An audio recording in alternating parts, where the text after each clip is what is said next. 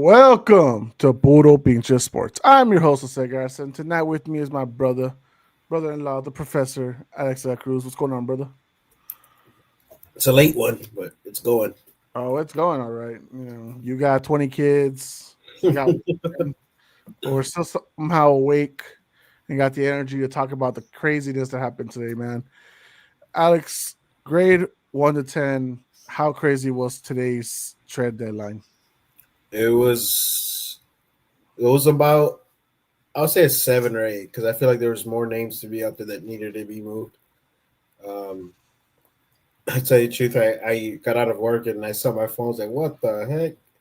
Uh, some names, some pretty big names, but I was kind of confused on some teams that should be getting rid of some people and did it. Yeah. So Well, I mean, I was very surprised, not how proactive some teams like the Colts and the Cowboys who made big trades today, or like the Seahawks and the what was the Jaguars. I wasn't surprised they went for it. I'm surprised that 9 weeks into the season, with the new head coach, with a new quarterback, a new starting quarterback, which probably isn't going to be long term. It looks like at this point for the team, and after signing two big extensions just weeks before the season started, we have already given up on two big time defensive players on the team to move forward to once again restart the franchise. Quinton Williams is now a Cowboy. Sauce Gardner, who just got extended a 4 year, $120 million contract, which means he would stick around with the team for another 5.5 years until he's 30. He is now an Indianapolis Colt. Alex, you liked the Jets defense a couple of years ago with Robert Saleh. Obviously, we know how you feel about Aaron Rodgers. You feel like he tanked Saleh's career there, but also to be fair, Woody Johnson's a horrible owner, so that adds on to it. Um, how do you feel about the Jets combusting, and then they got 5 first-round picks for the next 2 years? That's nice and all, but you're the Jets. I don't really think that's a victory as much as everyone is trying to make it out to be right now. so something that the Jets could really look forward to is that who their coach is and what he gets to play with, right? The picks. And one of the downfalls is who their owner is, like you brought up, right? Now, if Aaron Glenn's your guy, like what the Jets are starting to look like they're gonna do moving forward, is that he's gonna have to make these draft picks for sure, and the ownership has to let him um, build his team. That's why you built. That's why you brought him here. Um, yeah, getting rid of Sauce was having kind of a down year to tell you the truth. He really was, um, but still, like he was still he sold tickets. Him and Quentin Williams, right? There were big names on that defense, and um, it sucks that the Jets franchise they had a chance to be a really good team a couple years ago, and they had a window. And tell you the truth, they really messed it up when they brought A Rod over, and ever since then they went downhill. So man, I like what their draft capital is going to be going forward, but then yet again, like who is their owner, right? And if he continues to um, throw his quarterback under the bus, these players are not going to want to play for him. And you can see some Brees Hall wanted to be out of there. He wanted out. So Hey man, I just here's the thing. We could blame Aaron Rodgers because he did do a lot of weird stuff during his time there. First series of the game, he tears his Achilles and he's out. mm, That ruined the 2023 season. But that also doesn't help that you had Zach Wilson already drafted and he was not the guy. To be fair, the 2021 class doesn't seem to have the right guy at all, right? Like nobody. To be fair, yes, Mac is trying to make a miraculous comeback. Uh, Trevor is more actually the bottom 10 right now, I feel like, than he is closer to the top 10. And then Justin Fields is probably won't be there next year, Alex. And I know how much we have both tried to defend Justin Fields, but at this point, and you'll be defending him, but I don't know if I can any longer. Not that it's his fault for anything like that, but also I can't see him being the solution of things. Um, I can't stand seeing poverty franchises led by bad management to continuously, erroneously, just keep making the same mistakes over and over and over again. And I get that Aaron Rodgers came in and he might have messed things up, but that's just been the culture of the New York Jets, Alex. That's been around since before Aaron Rodgers was there. Yes, rookie of the year, offense and defense, Sauce Gardner and Garrett Wilson, respectively, in 2022. Great stuff. But that was not going to be fixed unless management and other things change their ways too. Robert Saleh, we won't know if he's a great head coach yet until he gets maybe another shot and maybe with a different franchise. But like right now, the Jets, there's nothing to say. They're still a poverty team. We're seeing it with the Bengals. Poverty management is still ruining that team, despite the fact that they have a top 4 quarterback or top 5 or where you have him right now after all his injuries. Plus with all the weapons they have and but the bad decisions of the defense that has gone on. Until management changes, Alex, it doesn't matter how many first round picks they have. They're going to fumble because that's just right now who the Jets are. Like it's crazy because we've seen it. They drafted pretty well, right? At the last couple of years, like you said, they had Sauce, Williams, Wilson. They've had some big names.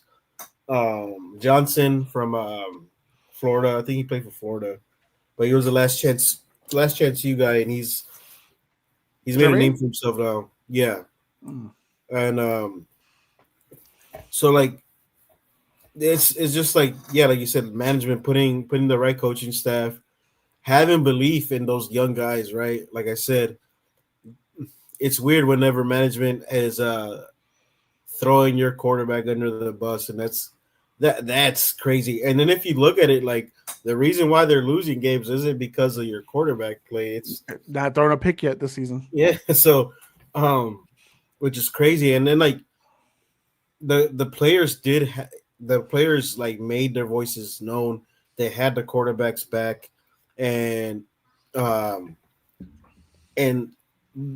today, if you looked all over social media, like you could see how they felt about management there. Everybody wanted out. You see everybody tweeting them. Grace Hall said, "I want out." Yeah, like everybody was wanting to get out. Johnson wanted to get out too. Johnson wanted to go to San Fran. I think that was one of the options he wanted, which is where you read in with Saleh. And no, I mean, look, good for the guys that got out. Sauce Gardner had his 2 great years, then started dwindling down. Right, he's a 2-time All-Pro already. This is his Alex, this is what, his 4th year, right? This is his 4th year. He's already a two-time All-Pro. The Colts, the Cowboys, they won the trade deadline. The Jets, people are going to try to fool you that they won. They didn't win. But let me go to Sauce Gardner. You now pair him up in the secondary with Tre'Davious Ward, who I have been saying for weeks or months at this point. Great pickup. Really changed the defense for them. Is one of the reasons why they're 7-2 right now. And now you're adding Sauce, who's now going to be remotivated because you were not motivated in Gotham. You were not motivated in New York. You can't. Hell, you're not even New York. You're New Jersey. You're one of the Jersey kids, all right? That's where you're stuck in. But now he's motivated with a playoff team, a team that now, Alex, and you might disagree with me, now I can see getting some playoff wins. Now possibly contending against like a Chiefs or a Bills. Now I can see them be the threat because they have a lot of really good pieces. It's not all perfect. Don't get me wrong. I will still question Danny Pennies till the day I die, or at least until he has more years better than he has bad. But they are now in a better position to win playoff games and even contend for a conference championship game. What say you?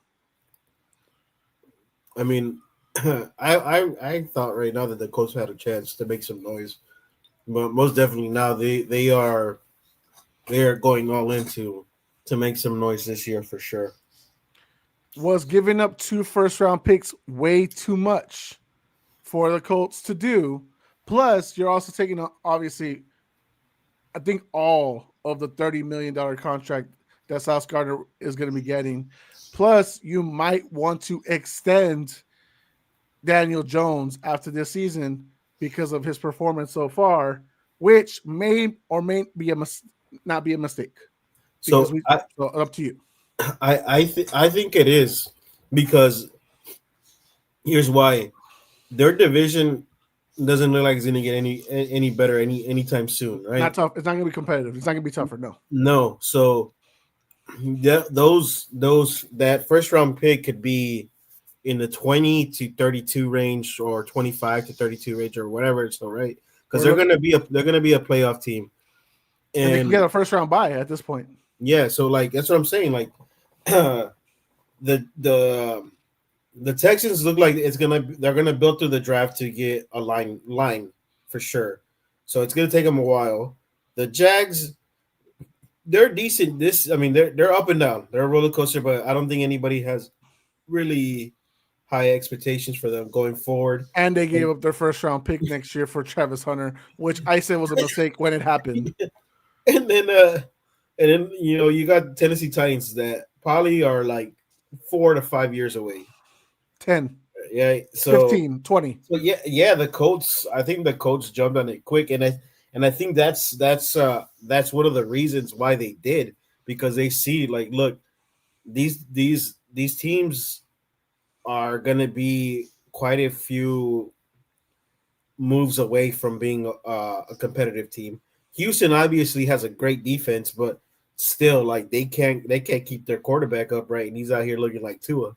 The head coach is fantastic. He just has horrible hiring skills for his, the rest of the coaching staff. Mhm. And our boy Cody, who's in the chat, will approve of that. He's got comments right now to say, after hour shows involves Casamigos. I don't make the rules. Don't be weird, Cody. Milton says, agreed, talking about how the Jets were being poverty. They'll never change as long as management is the same. He says, respect after my praise of the Colts and where I think they stand right now. Colts are true contenders right now. Because, Alex, I would have said before this trade, they might make the playoffs, but they might be first-round exits or, depending if they get the first round by wild card or divisional round exit. But now I think they could actually win a game or two in the playoffs, even if they don't get the first seed, and they can go to the conference championship game. So that'd be big. Joe says, "Build it, go Spurs, go." Talking about the new arena. I think we were just talking about it before we got on, Joe. The Jets are the Jets. I don't know how to think they will be with these picks. They weren't thinking when they made these picks. You understand that, yes, you will be getting 2 first-round picks, which is great. If you're trying to trade up, maybe that becomes more valuable. But if you're not trying to trade up, if you're trying to just use that for other stuff, then I guess, they're gonna have a top 3 pick next year, right, Alex? I would assume at the rate they're going, they're gonna have a top 3 pick, along with the Saints and the Titans. And then the next pick would be at 27, 26, with the Colts. They have 2 second-round picks as well, so it's not going to be enough to rebuild. This team is just horrible. And Aaron Glenn's not a great coach. Let's be honest. He's not a great coach right now. He hasn't shown it yet. Now, can he turn it around like Dan Campbell did? Maybe. Time will tell. Will Woody Johnson give him the time to do it? I don't know. And that's another thing too, Alex. We see the owners lately. They're quick with the trigger. They're ready to fire if things don't go your way after a year and a half. When you look at Brian Callahan, what was it? Did he have 2 years? I don't even think so, right? 1 year and a half, 1 year and a quarter. Yeah. So he's gone. Like that's it. Like it could happen with Aaron Glenn too. Not everyone has the patience that the Lions owners did with Dan Campbell. He got his time, and look where he's at now. So, I mean, we'll see. I do think the Colts will be big for a while. It also depends how long if Daniel Jones can keep him upright and they can keep running the ball with JT because you saw how this Sunday with the Steelers. You take JT out of the equation, Daniel Jones is Danny Pennies. He's not Indiana Jones. Uh, it's how we say with a lot of quarterbacks, right, Alex? You take away the run game and you force them to throw a ball, like how you like to say about Jalen Hurts. You regress to being mediocre. So the thing that's like what really shocked me is that I really think they showed that the Colts are a really good team because with all those turnovers that they had this past week, they were still in the dang game. I was like, and it was an away game. You know what I mean? So like, I don't know. They are for sure going to be contenders are you this year. saying his ceiling is Jared Goff? Because remember a few years ago, was it Yeah, last year, 2 years ago, Jared Goff threw 5 picks to the Texans and they yeah, still won, but his ceiling is Jared Goff, as you telling me? yeah. I think so. Yeah, if you protect him, that's a potential top 10 quarterback. That's a lot of praise right there from you, Alex. I ain't there yet, you know. I don't have all that love for Sam Darnold yet. I know he has 1.5 good years so far, but I'm not giving all that love yet to Sam Darnold. So I need more time for both him and Daniel Jones. All right, let's go to the next team. Obviously, the Cowboys, and of course, our buddy Joe. Cowboys first round: Kenny Clark, Quinn Williams, Packers, Micah Parsons. How do you grade the trade now? Me and you talked about it in the chat. You want to share how you feel right now about it? What's that about the? About Micah Parsons trade. How would you grade the Micah Parsons trade now? Well, I liked it from the jump. No matter like if I feel like it was a good move because you had to that relationship went south anyways. You know what I mean? Yeah. So you offload them. I mean, maybe you could have got for sure. You could have got more for sure. But now that hindsight, looking at it right now, what you're able to get one big thing from Dallas last year was not able to stop the run. You could see that they are trying to make changes, trying to get two big defensive DTs that are known for stopping the run. With Clark, he's a massive man in the middle. And what the draft picks are getting, there's a lot of what's it call it? There's a lot of good young prospects coming in this draft, especially defensive prospects. So if they could tank, then they have they have a good shot of getting some pretty good big names in the draft class. But I like it. I still like the trade. I liked it when it happened, and right now it's starting to look a little bit better, to tell you the truth. I still don't like it. I told you in the chat. And I'll tell to everybody, I'll tell anyone that says it. Yes, you got Quinn Williams today. Congratulations. That's a good pickup. That's a really good pickup, especially if you're trying to do run stops. That's a way to go. You could have had it all. Minus Kenny Clark, you could have had it all still. If you're Jerry Jones and do your damn job, you pay these guys on time. You pay them on time and you benefit so much from getting everybody. Everyone's like, well, Micah wanted money. He wanted the $48 million. No, he didn't. Green Bay gave that to him. When he wanted negotiations to start in January, he was looking at about 34, 35. That's fair, but it's also a year after he should have been paid. If he had been paid last year, like most, you would say, Alex, you want to pay the guys you believe after 3 years, you're all pros, the guys that you really believe are going to be staples on your landscape. Like you pay them after 3 years. Alex, we just saw Sauce Gardner get 4 years, $30 million a year, 120. Yeah, That wouldn't look good on Micah Parsons last year. yeah, It would have looked great. You could have had Micah Parsons. The Jets are the Jets. They're going to be asked no matter what. You could have still gotten Quinn Williams. So now imagine you have a Quinn Williams and Micah Parsons duo. That's beautiful. That's where I say tank because what are they paying CD right now? 33, 34 million, right? That's about right. You pay him a year early because not pay him after 4 years, you pay him after 3, you can get him at 29, 30. You save a chunk of change. You see what I'm saying? That's where I say they still lost. They lost because you could have had it all. You could have been you are the Cowboys. You are America's team. Most of these players have been forced to watch you. That means they either hate you or they love you. And most of them will all happily put on Jerry Jones' star and say, "What up, Cowboys? Hello, Texas. What up, Dallas? How we doing tonight?" They'll all do that. They could have had it all, Alex. And that's my point. Like, yes, Micah Parsons right now with everything, with him getting 47 million, it looks good right now. But you could have had it all. You could have had Dak for $56, $57 million before Trevor Lawrence and Tua got paid $52, $55 million, whatever they're getting right now. You could have done that with Dak too or early. You didn't have to get him $60 million, but you were forced to because you were late to the game. Why are you late to the game? Take care of your boys now. That's all I'm saying, Alex. Take care of your team. You would have been in a better position right now. Is that fair? I mean, I'm just saying, is that not fair? No, yeah, but that's been their Achilles heel for a very long time, with waiting to pay their guys.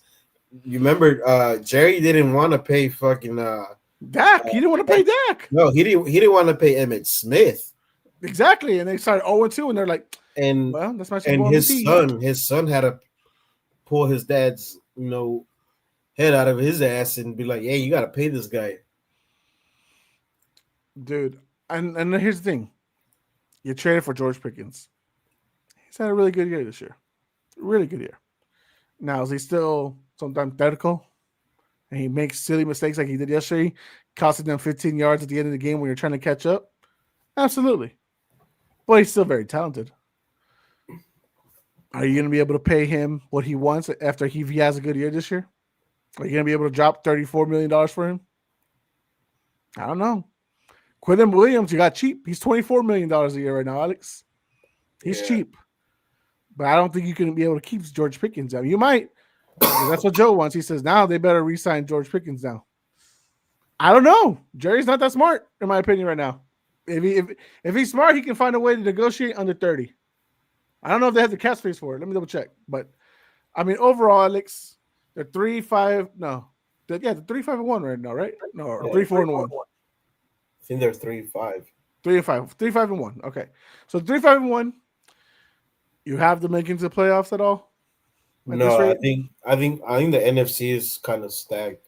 And the teams that are in the bubble are the teams they lost to. They lost to Chicago, they lost to the Panthers, and they lost to the Cardinals now. All bubble teams. Yeah. So you're gonna have to get more wins in Chicago. You're gonna have to get more wins to the Panthers. You're gonna have to get more wins in the Cardinals, because even those teams, I don't even think, like Chicago, they're gonna have a tough time to make the playoffs too. But at least they're in range, and they've beaten some teams like Dallas and that could be tiebreakers. Yeah, but like I said, I don't think the Cowboys we're gonna make the playoffs. I mean, yesterday was for sure didn't help their odds of making the playoffs. With the projected cap space. Whoa, I hear an echo. Me? No. Okay. With the projected cap space and everything, right now Dallas is looking to start next offseason at negative $15 million. They'd have to unload a lot to be able to try to pay George Pickens. You think they're going to be able to keep George Pickens? No, I mean, for sure, you're going to offload a lot of defensive players next year. Starting with their secondary for sure, and then try to rebuild from there. But,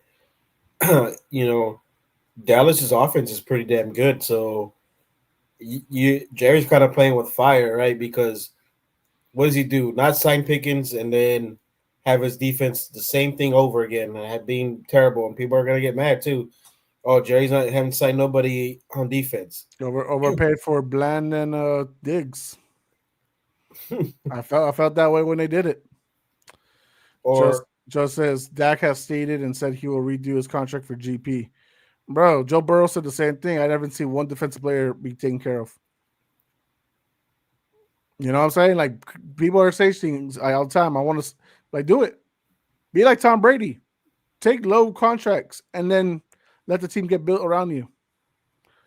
Diggs is more likely gone, so that and Dak's restructuring, we can do it. That depends if another team that traded wants to take all of his contract. They might only I take 60%. They might not I take all of it. I've never really thought Diggs was like an all great corner. I know one year he had like he led the league in picks or something like that, didn't he? Yeah, he had a really good year like 4 years ago. Yeah, but he like jumped every single route, and then the following year they did the same. He tried to do the same thing. Of course, people watch tape and they're like, "Oh, just run the double moves and get him confused and stuff." And Mm-hmm. he gave up, I think, one of the most yards by like a star corner or whatever that one year. It was like 2-3 years ago. Yeah. Not great. And then of course Deron Bland, I think he did lead for a while. He had like the most games with an interception and stuff like that are picked. So I don't know, man. Right now I would say for Dallas, between the Quinn and Williams trade, obviously getting rid of Mozzie Smith, I would give it a B. And then of course with the Colts, because they don't really need the picks. They want to go for the win right now, which is fine.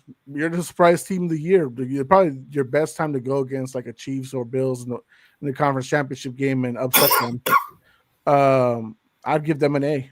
The 2 picks don't matter to me, too respectfully. I know some people will say like, oh, they matter. Like I don't think they do. Not for late first rounders, especially if you're fine with the rest of the way. You're gonna be paying a lot of guys anyway, so save yourself some money budget wise as a GM and stuff like that. Rashid Shaheed, Alex, New Orleans Saints wide receiver, is now with the Seattle Seahawks. I Yeah. think that's a great pickup, especially with injury prone and old man Cooper Cup. I think it reunites him with Kubiak, his former OC of last year with the Saints. Uh, the Saints are a team that keeps on getting good right now. A surprise team, Alex. I think at one point in the summer, I was like, with Greg Zabel, they're going to be good. Then I saw the rest of the old line not do so well during the offseason, during practices, and I was like, okay, maybe not. Let me backtrack. And now they actually do look as good as I thought they would be, but maybe even better. JSN is leading the league in receiving yards. Rashid Shaheed is a freaking, you know, he's a fantasy maker. I mean, if you got fantasy points, you got a quarterback with an arm. Woo, he's gonna go. Well, He's gonna well, go. well, remember last year he was like one of the top receivers before his injury, Yes, that's what I'm and saying. he was Bomb, yeah bomb, yeah bomb, he was bomb. somebody that could take the top off of defense, and now you pair him with another great receiver that could do the same thing. I like that pickup. When I saw, it, I was like, "What the?" Now you got two burners on the same offense. it the Seahawks are most definitely, and I didn't think the Seahawks are going to be that good this year. To tell you the truth, and And that's it, fair. yeah, and I mean they're a team that could make some noise too in the postseason, and I think that division, you know, you got old man Stafford still, and there he's still making a lot of plays with the Rams. So that division is literally just comes up to those two teams. If you have a healthy scratch for the 3 playoff teams in the NFC West right now, you have some solid wide receiver duos. You have JSN and Rashid Shaheed with the Cooper Cup, old man, wide receiver 3. That's not bad. Wide receiver 3. Um, you got Puka and D Adams. D Adams still looking like he's still Yeah, in his prime somehow. God damn it. He just really needed to get away from what was it? Jimmy Garoppolo and Jimmy Aaron Garoppolo. Rodgers. Uh, and he looks healthy. And of course, Jimmy G is fucking the backup in the Rams right now, so that sucks for him. And then if the San Fran, if they're healthy, Juwan Jennings, Ricky Pearsall, even a Brandon Ayuk, if he comes fully healthy back, if he ever does come back healthy at all at this rate, that would be that's a good wide receiver unit too. Of course, that's if Brock Purdy's also healthy. I can't trust Mac Jones forever. He's already falling apart. Damn it. Um, so that'd be fun.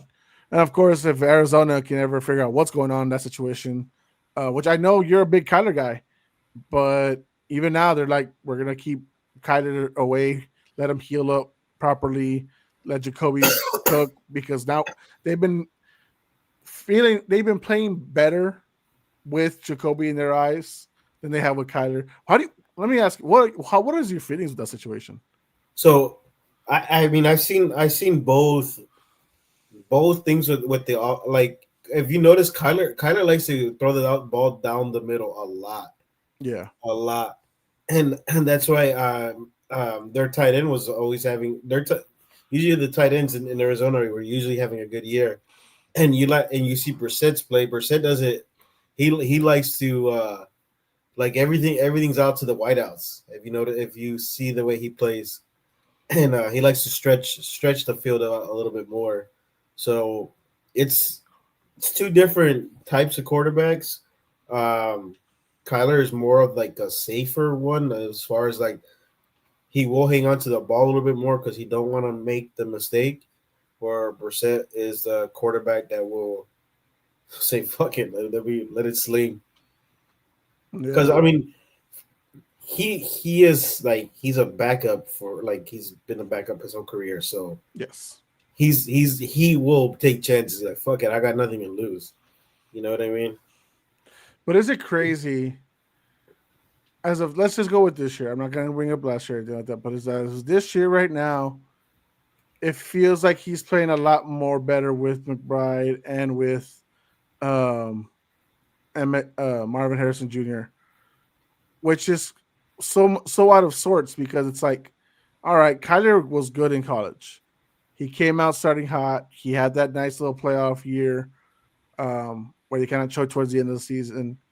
But like it's never progressed. It's never gotten any better since. Obviously, injuries happen, but why can't they get it together? They're not the Jets, so they shouldn't have this much any issues. They've actually, and at least in our lifetime, Alex, they've actually been pretty successful, even though they're a team that's never won the Super Bowl or anything like that. They've Why are they this inconsistent right now? Well, one thing that I could say for this year for sure, you brought it up earlier. When you take away a running game for a quarterback or offense, it the offense tends to struggle. Now, Connor went out early, but remember the Cardinals did look good with when Connor was there, and the offense did look a lot better, and it looked more. I would say um like you didn't have a lot of hiccups. You know what I mean? So Yeah, it was smooth. The offense was a lot smoother, and you're having running back by committee, and I feel like the offense is not flowing that way. You know what I mean? Like it's not. They're not used. I guess they're not used to it or whatnot. But now you see a lot more shotgun in Arizona, and it's just a cluster right now, and I think they're still trying to find their way. And it's been like that because there's always football has always been an injury sport, right? yeah. You're gonna have to next man up. But I feel like once one guy goes down in Arizona, it's basically like they can't seem to next man up can't step up. I guess I don't James Conner goes down, and they've had like 3 or 4 different damn running back ones. know. Here, Demarquito had one, and of course he got in trouble in week 5, I believe it was, when he freaking or week 6, whenever he did that little stupid drop the ball before the Drop end the zone ball. shit. Then of course Cost them the game, didn't it? essentially they cost them the game. Yeah, They could cost them the game. to the Titans of all teams, right? Yeah. So Knight, who else? Michael Carter. They've just they can't find the right guy. So we'll see. I mean, look, I've already mentioned it on the People's Debate. Watch them tomorrow night, guys. At 7:45. Um, Kyler's got one more year left to really say keep me. Obviously, it's not this year that he's going to be able to prove it. Right? It doesn't look like he's going to really come back this year. And if he does, it's going to be super late, and he'll be already way out of contention. But next year, he's going to have to ball out because if not, they're going to cut him most likely or trade deadline quarterback, which would be crazy because most starting quarterbacks aren't trade deadline guys. But we might be coming to the end of Kyler in Arizona. And if Kyler does leave Arizona, Alex, what is a team right now that would look good for him? And I was thinking about I was thinking about that today because I've seen a lot of people say like get Kyler out of Arizona because they want to see him. A lot of people are thinking that he's wasting his talent there in Arizona, and he's being handcuffed. So I was thinking about it, man. I don't know because obviously Pittsburgh has old Aaron Rodgers, but I don't feel like the way Pittsburgh likes to Operate. operate. That's not Kyler's style. Um, Miami, I don't think because Tua looks like he's probably pretty much done too. I feel like, and McDaniel's, it looks like he's out.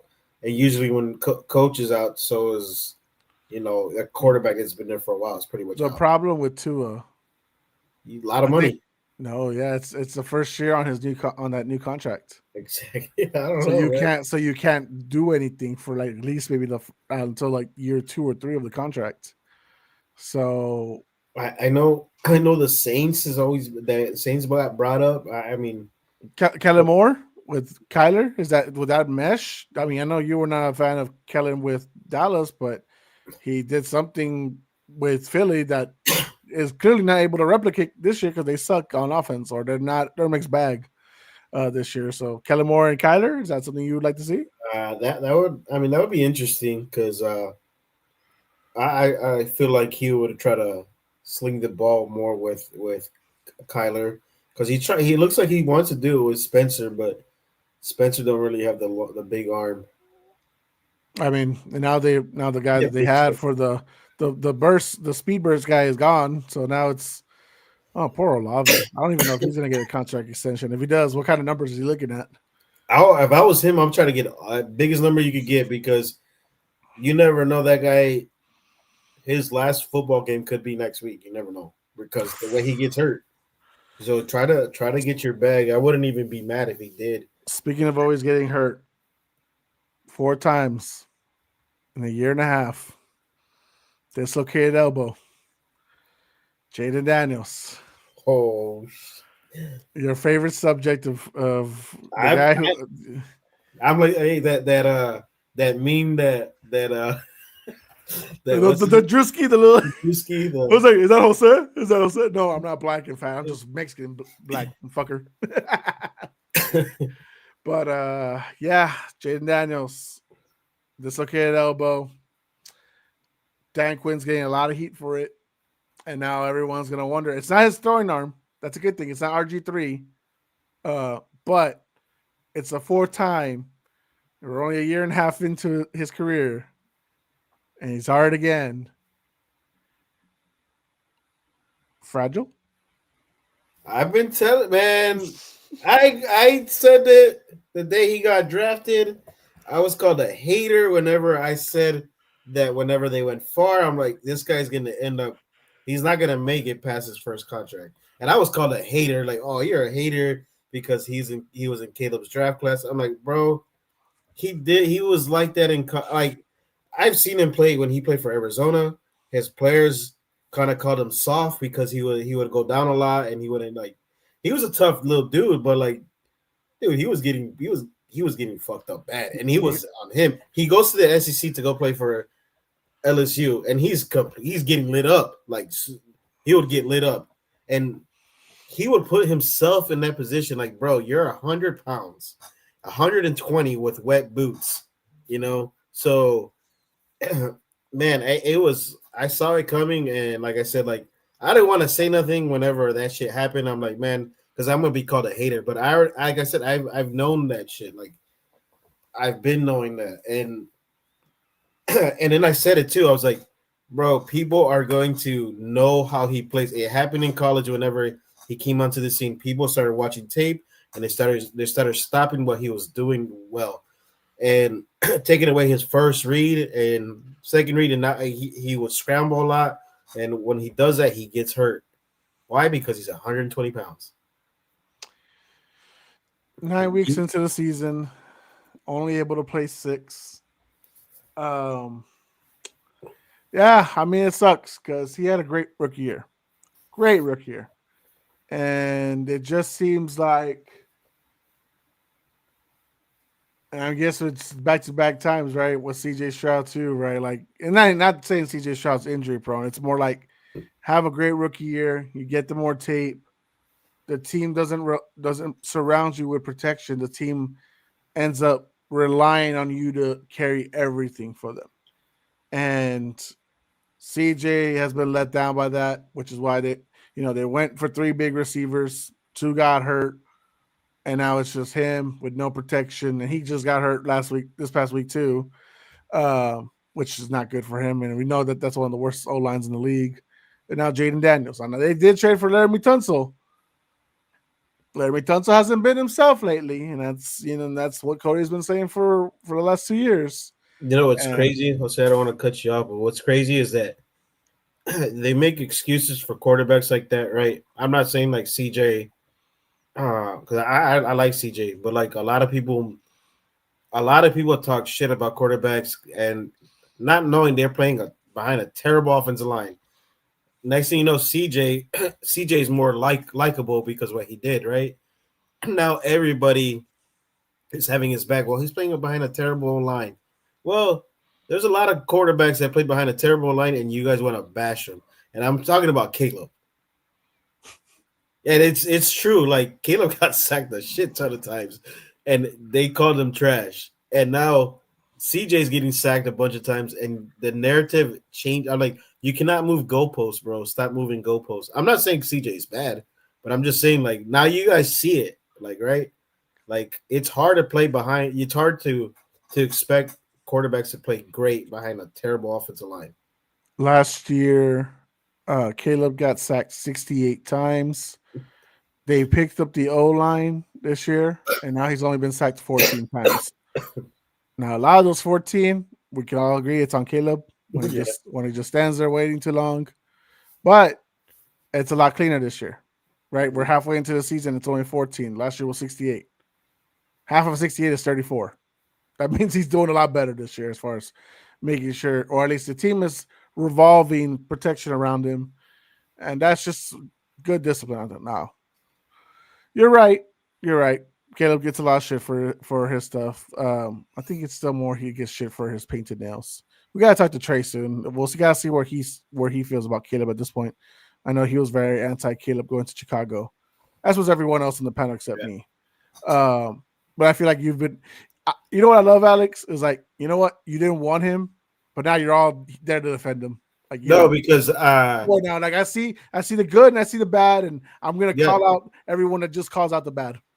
yeah, that's true. Like, I mean, I call out his bad too when he plays terrible, but I'm not a Bears fan that's gonna like be like, oh well, only call out the good guys. There's times he does play bad, and I'm like, well, that was on him, and I've been like that like all the time. But going back to Jayden, like I don't know, man. Like, I love Jayden.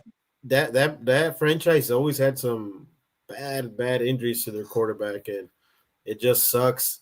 No, not even just to their quarterback, to anybody, Yeah, to their quarterback. Guys, let me list you. I sent the pic to the guys the other day. I think it was yesterday, and then Alex was like, "Where's my meme?" I was like, "Don't worry, I got you." All right, so and it's not gonna be in particular order. Just how I see this picture on the Washington field. Kyle Allen's leg has been torn apart.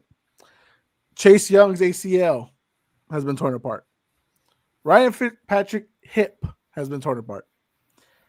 We know what J.J. Watt did to Alex Smith.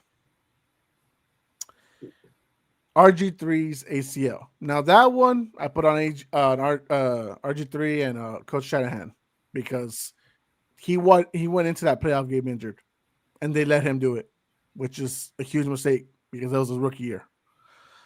Adrian Peterson's ACL. Joe Burrow's ACL. Jayden Daniels' elbow.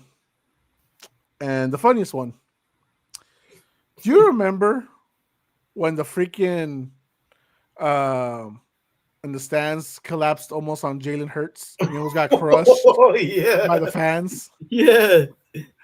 Now, thankfully, he didn't get hurt on that one, but that could have been a catastrophe. And so a lot of bad things have happened on that field. A lot of bad juju there. They can build a football field at the White House since they're going to put the UFC fights on there too. So you might as well just move them too. But I think the conditions will be they have to go back to being the Redskins if that's the case. Trump really wants the Redskins name back. Yeah, it's unfortunate. Thankfully, it was his non-throwing arm, Alex. It doesn't fix the fact that you're right. He's injury prone. He's fragile. He's unprotected. Teams know his scheme now. Can he get better? Sure. I think he can get better. Can he get more durable? Time will tell. His body's already more worn down than it should be. For a young man, he is 24 years old. For all the injuries he's accumulated, and not just the first year and a half of his NFL career, but in college, probably in high school, his body's probably taking more wear and tear than it's needed to. So it's great. It's crazy too because he played like that in college, and I'm sure that coaches there, like coaching staffs, were telling him like, you need to change your style, the way you play quarterback, because you will not play. You cannot last in the next level playing like this. And well, he, like I said, he has wild plays, like oh my god, type of plays, and I just figured like the way he plays is gonna get him hurt. And I seen the, like I said, I seen the way he took punishment in the SEC, and it did not look good. Yeah, I will say this. I know you said that his teammates in Arizona trashed him. I remember that locker room video about him like throwing his shit away. But hey, he made the pros. Yeah, he got the team to the NFC Championship game. He's gotten a lot farther than those fuckers did. So, I mean, Jayden Daniels, I hope you come back, man. I'm still a big fan. I hope you can come back and do shit. But yeah, until the organization can take care of you, man, there's gonna be a lot of questions. All right, Alex. So like I said, I told the guys in the group chat and you, I was gonna do just a solo video. What I did last week, I did my top 10 power rankings for the week. I'm gonna list you my top 10. I want you to criticize it. So you can love it, you can hate it, or whatever you want to do. All right.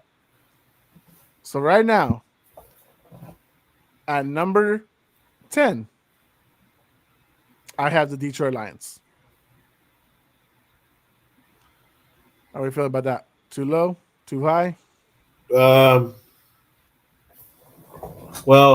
5-3.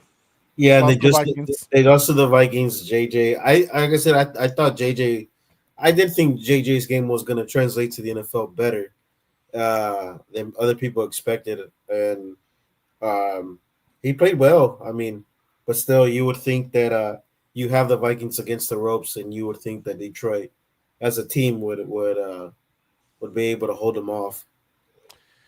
I'm not mad at that. I mean, yeah, they have some questionable games, especially the one against KC. You know, they're 1-2 in their last 3 games, and the one game they won was to a brittle, tired, beaten up Tampa Bay, which we know they played really good this year so far. So that's where I have them right now. At number 9, I know you might disagree on this. They just got a humiliating loss again for the second time this year. At number 9, the Green Bay Packers. Mm. No, it is 9. It's not 5. Yeah, okay. I always have to see what's in front of them. I dropped them from 2 to 9 because that's a big drop. Losing at home to the Panthers is a tough one. Now, I will say this, Alex, and people are going to bring it up all week long, and they'll bring it up in the future arguments for power rankings. They lost to the Browns. They lost to the Panthers. The defense, who I trust, still did their job. Yeah, they play really good defense. So, and like I said, we said, hey, Jordan Love's gonna cost them games. Parsons might win them games. What horrible shit he throws, man. He had his best performance against the Steelers the week before in Pittsburgh, then proceeds to make some god-awful throws, which is like, this is why me, Alex, Milton, Jayden, we've all been saying Jordan Love is cheeks. Overrated as fuck. Yeah. Overpaid. This is his 6th year, if I'm not mistaken. This is his 2nd year third year starting. He's cheeks. Why can't we admit that? Why do we? Why are we? So many people acting like Joel Moran, who I look. Because I respect to them, they do great things. I know you don't like him, but it's not personal. It's more like his sports media takes, like Nick Wright. We don't need to lie about Jordan Love. No, He's ass. He's fake. He's not good. Uh, He had one good half season. So did Trevor Lawrence. Where's Trevor Lawrence now? Just saying. Alex, at number 8, I have the Buffalo Bills. They finally got a big win this season, and it was in a dominant fashion. Now, can they repeat that in the playoffs? I don't know. 0-4 against the Chiefs, or at least my Mahomes-led Chiefs. But this was a dominant win. It was dominant. They know the score was only 7 points off, but it never felt close. Like once the Bills started to get away with it. Bills at 8. What are your thoughts? They are a team that's definitely trending back to where they're more known to be.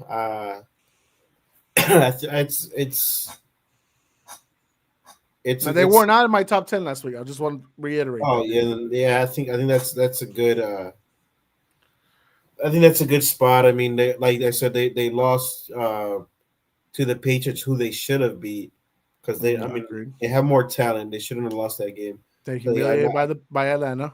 They lost to Atlanta. Should have beat. They got more talent. Yeah, I mean that's a good spot. Yeah, 2-0 after the bye. So they're trending up. They're trending back up. They're trending back up slowly but surely. Yeah, slowly but surely. All right, number 7, the 7-2 Patriots. They were at 10 last week. Now they finally got some tougher competition, at least defensive line wise, and I feel like they got the right step up. They are. You cannot. I've never been the type of guy that would always. I make fun of people that say tomato cans. I don't care. If you beat a team, NFL team in front of you, it doesn't matter. You don't make the schedule. You have to beat the teams in front of you. I've seen the segments they have on TV about tomato cans. I'm like, you're idiots. Like, hey, to be fair, if you're struggling to a one-win team, and it's to be fair, like you know what, we're like Alex, we're gonna I'm not gonna hold it too far back for the Packers losing to the Browns, but it is still an embarrassing loss to the Browns. You shouldn't lose. You shouldn't lose them. Yeah. You shouldn't lose to those teams. Just like you shouldn't also punish the teams that also win against them. And even if they struggle, it's okay. Like it's the NFL. It's the NFL. You can't. Not all the wins are going to be pretty. No, I like it because they are a team that's trending up, and only time will tell, right? When they play Atlanta's the type of team that you don't know what the hell they are, right? They are a question mark. So they beat them. The game got close, but they find ways to win. Yeah. That's the thing. And I think that's all coaching. Like when you win those type of games, it's coaching, and those guys have bought into what Rabel has brought to the program. So yeah, I don't have nothing bad to say about that one. Okay. So they went from 10 to 7, or yeah. Now this team went from 9 to 6. The Denver Broncos. Question mark still for me. They're a question mark, or me putting them there? Okay. I'm glad we can agree with that. Yeah, question marks. Because the guys love them to death. They all had them in the top 5 last week for Denver Broncos. Yes, they just won their 6th game in a row, just as the Patriots did. But man, they've struggled with some of the teams that they should not be struggling with. Now you're right. You mentioned it. They're beating the teams that they're supposed to beat, or they're playing who they got to face in front of them. The Giants game was very questionable, Alex. That was the toughest one for me. Bo Nix hasn't been great all game long. Most of the games he's been great more in the second half. I don't know what's going on with sometimes with the offense, whether it's because you mentioned to Trey, they need a slot receiver and they don't really have one that's reliable. You know, they moved up Troy Franklin from wide receiver 4 to wide receiver 2. Cortland Sutton is like a low end wide receiver 1, kind of like how I thought he would be this year, to be fair. Mhm. Evan Ingram's not showing out how we thought he would be. And then the running back situation, it looks like RJ Harvey is about to take over, despite the fact that J.K. Dobbins is still great back. And it's like, why are we slowing that momentum down? So I don't know. Like it's the defense is great. I know PS2's out for 4 weeks, but the defense is still good. It's still top notch. But I don't know, man. That offense, I have so many questions. Well, like I said, I won't knock them for the how they win or whatnot, but like you still have to like the Patriots. I think the Patriots they win. Their defense looks good. Their offense, they look like a well-oiled, balanced offense, right? They look Balance, like a balanced balance. offense. The Denver, their offense is the one that like, well, I can't really knock them because they're beating teams, but you also have to look at you gotta put your coaching head on and be like, all right, we're winning. I know it's hard to win the NFL, but still, like our offense does not look good, and you cannot win playoff games like this. You know what I There's mean? there's people that are saying Sean Payton, open up the playbook, let Bo be Bo. Do Yeah, you agree with that? yes, because they're it looks like they're not trying to take a lot of deep shots. I mean, I there was a couple games where it was nothing but screenplays and tunnel screens to the receivers. I'm like, what are we doing here? Well, that was a High Giants school game, but we were watching it together, and we were like, "What the fuck is this?" tunnel screens after tunnel screens. I'm like, what are we doing? Let them throw the ball. All right, I know you've been getting a lot of lack of sleep. Did I not say when we entered the fourth quarter between the Broncos and Giants, Broncos could still win this? Yeah, you did. I remember that. Okay, I know you have gotten lack of sleep, so I just wanted to see if you remembered that. I was like, people, I thought the Broncos could still win that game, and look, and Brian Dayball let fucking Dart throw it for no reason when he could just run the ball, run out the clock, and gave the ball right back to Denver. So let's put it out there. I did say it. I'm glad my proof was there. But all right, so Denver at 6. Okay. So if anyone asks why I still have them over Patriots, I think it's because I have the defense at a higher grade for Denver than I do New England, despite that I have New England's offense higher than Denver's. But me and you understand defense will get you farther longer. I'm glad you brought that up. That why you have the Denver Broncos over the Patriots. Remember, because the Broncos defense could actually like they could change games for you to win. Yes, yes. Now, if we go back to the Patriots and Steelers game, the Patriots defense was playing fucking great against the It was Steelers. it was the Butterfinger hands Yeah, it that was cost us the game. so. That's the type of like I like if you put I would say like if you were to put the Patriots, I mean the Denver's defense against that team, the Steelers game, I think they could have pulled that one off. You know what I mean? They could Yeah. have. So I get it. By the way, my report card grade is going to come out in a few weeks. I still have the Steelers like a D. Do you agree? Again, it's They have 2 good games this year, but we're only grading from week 6 through 10. So if we're counting right now 6 through 9 that we've seen so far, it's a D, right? Steelers is a D. yeah. I mean, they're tough. They're another team that's tough to kind of figure out. They're good. I mean, the record says they're a good team, but are they really? I mean, Do you trust them? yeah. I mean, I don't know. All right. So enough about the Steelers. They're not in the top 10. All right, number 5, the Tampa Bay Buccaneers. What were they last week? Last week they were at 6. They got bumped up because a lot of teams that were in my top 5 lost. And I think they just had a bye week, didn't they? They just had a bye, so they didn't really do anything. So they just bump up one because a lot of teams that were ahead of them lost. Okay. If It's they could fine. get healthy, if they could stay healthy, I think they could be one of the top teams. I mean, for sure. They just got to stay healthy. Yeah. So they're at 5 now. At 4, I have a team that we are very all impressed with. They just got a win this past weekend, if I'm not mistaken. It's the Los Angeles Rams at number 4. Yeah. That Devontae Adams is whenever Puka was down. I mean, he for sure stepped up big, Yeah. and it just opens up the offense a lot more. Um, Still like the way that their offense is run and their defense. Their two edge rushers. They create a lot of habit, man. Yep. Byron Young and freaking Jared Verse is just nasty work. Man, I gave a lot of shit to Jared Verse because he literally only had one move coming up from college. It was just bull rush. I mean, he was good. Like he did it fucking good in college. But I'm like, the NFL boys would be kind of hard to do it to. But he's doing it to these big dudes. So I'm gonna have to praise him for the stuff that I for the shit that I gave him. He must have been watching Julius from Remember the Titans and saw his development. So he was like, you know what? I gotta be like him. All right. At number 3, they go up. You gotta remember too, everyone went up like a lot of spots because of teams that lost them, I think. Number 3 is the Eagles. Now the reason I put them also like they beat the Rams, that has nothing to do with this, and they beat the Bucks. But the reason that they're at 3, Alex, also is because they kind of did really good stuff for themselves during the trade deadline, even on the bye week, right? They got some depth with the Yair Alexander, depth. I'm not saying he's starting. I'm not saying he's like the guy he was in Green Bay, but they got him. They got Michael Carter.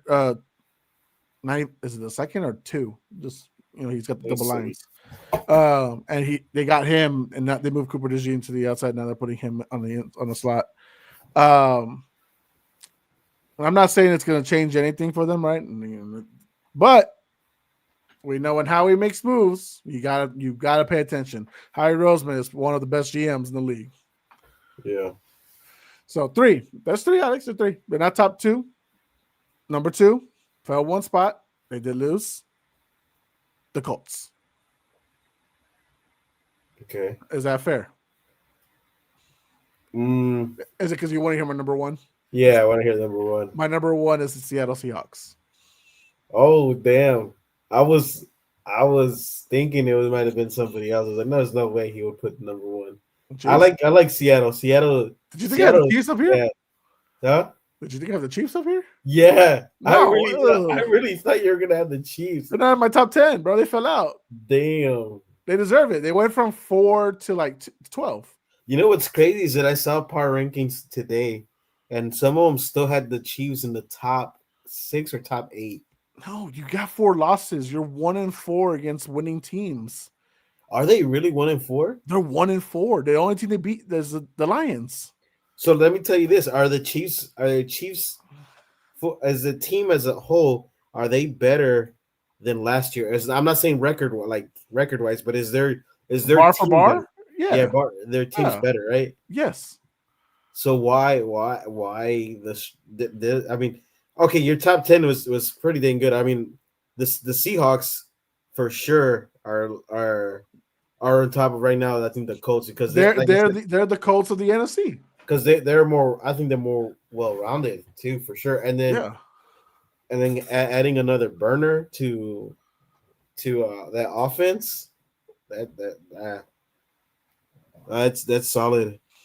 That's what I'm saying, bro. And look, the Colts only fell from 1 just because they did play bad against the Steelers. Sure, 1-score game doesn't tell you everything. They had to catch up, which doesn't mean it doesn't mean anything. Like they just made it 1 score. That's like saying that's like if someone was saying, "Oh, the Chiefs didn't lose to the Eagles in the Super Bowl by 34." No, but they were down by 34 for majority of the game. Like, so I don't know what to tell you. But no, I think Seahawks 1, Colts 2 surprising teams that have shown really some spunk and really some changes, especially with 2 quarterbacks that a lot of us have given up on. I don't know. I don't remember how you felt about Daniel Jones, but you know me, I've always been critical about him. I think me and Milton before this season we were talking about it, and I was like I think Daniel Jones is serviceable quarterback. I mean I didn't hate him. Yeah. All right, so let's recap my 1 through 10 for the power rankings. 1 Seahawks, 2 Colts, 3 Eagles, 4 Rams, 5 Bucks, 6 Broncos, 7 Patriots, 8 Bills, 9 Packers, 10 Lions. Is there anyone you think that I might have left out, or is this a good list? So number 10, what was number 10 again? The Detroit Packers Lions. or Detroit Lions? Yeah, Oh man. right below So the Packers. so I And I'll tell mean, you, if you ask right now, Niners are 11, Chiefs are 12, Bears are 13, what about the Chargers? 14.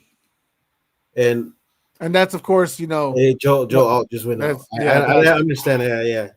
yeah. That Yeah. Joe Alt was a big difference of They'll be a great threat next year if they come healthy. okay. I mean, I don't know, man. That's objectively right. Like, I feel like Yeah, this team, because like, yes, because the 49ers are coming there. Everybody's trying to come back from injury. they're The crippled Chargers, and they're still 6 and yeah, 3. they're trying to come back, and then the Chargers are coming back, trying to come back from injury, which is they're probably not going to because Joe Alt's out No. for the year. The the Steelers, we don't know what the hell they are. They have a great record, but what really are they? The Bears, you have one game where they're giving up 40 points, but their To Joe offense is Flacco. and then they're scoring 50. So that's not for sure going to last. Yeah. You can't do that all year. So yeah, that's the only one that like I would say like are the bubble teams because I the top 10 is pretty much good, but the bubble teams are for sure. Or I know why you kept them out because Yeah. the injuries and stuff. But the Chiefs have no excuse to be like this. I get Rashee Rice was injured Yeah. or suspended for 6 weeks, and where they got injured by Kelsey in the first game, but like you should still be talented enough to not be 5-4. Are they outside looking in right now at the playoff picture? Yes, they're 8. They're the 8th seed right now. Dude, if they miss the playoffs, holy shit. I will never let Marco not hear it.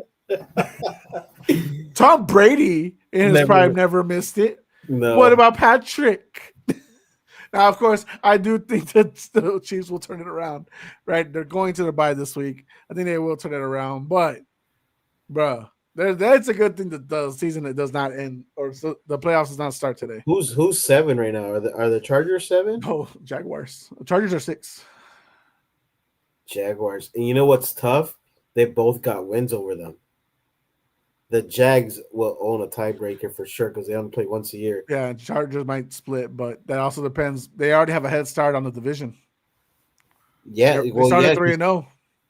Damn. Yeah, because after that, after the one and if they split, it'll be divisional record, Yep. right? Yep. Divisional, then conference. Yep. Man. So Yeah, they are for sure playing catch up ball. when they come back, they play the Broncos, by the way. In Yeah, I Denver. saw that. That's gonna be a good game. Okay. So I thought the Chiefs would go 12-5 this year. Still might happen, right? I'm not there's a good chance with the injuries that's happened so far to a lot of these teams that they're playing up. I think they could still, just lose one game and win 7 the rest of the way. But tell me how you feel. Chiefs beating Broncos in Denver. That's possible, right? That's doable. Yeah, I think so, but I feel like I'm for sure. I'm already telling you right now. I think the Broncos are gonna beat them. Okay. Um, against the Colts, I think I had it as Wait, my preseason prediction. I think I had the Colts beating them. so they got the Broncos and the Colts back to back. Yeah. Holy So I like that one. man, I can't see them losing 2 games like that. All right. So I think they Yes. split. I think they split. Yeah, split, So, split, okay. 1-1. Yeah, it was So they would be 6-5. All right. Then you got Cowboys on Thanksgiving. You're gonna beat the Cowboys. yeah, that's a turkey leg for everybody there. Then they got the Texans. They're gonna beat the Texans. I think Well, it'll be competitive. It'll be competitive. yes, and then Cody will tell us about the refs. Yeah. holding So, the Houston. so I feel like Kansas City will get it. I'll say 3-1 so far after the bye. Versus Chargers, depleted Chargers. I think it's fair just to give it to the Chiefs. The Chiefs So 4-1. Then the Titans 5-1. 5-1. Then the Broncos probably for the division title. The Chiefs would be 10-5 at this point. So I did say they beat They lost to them the first game. They beat them this one.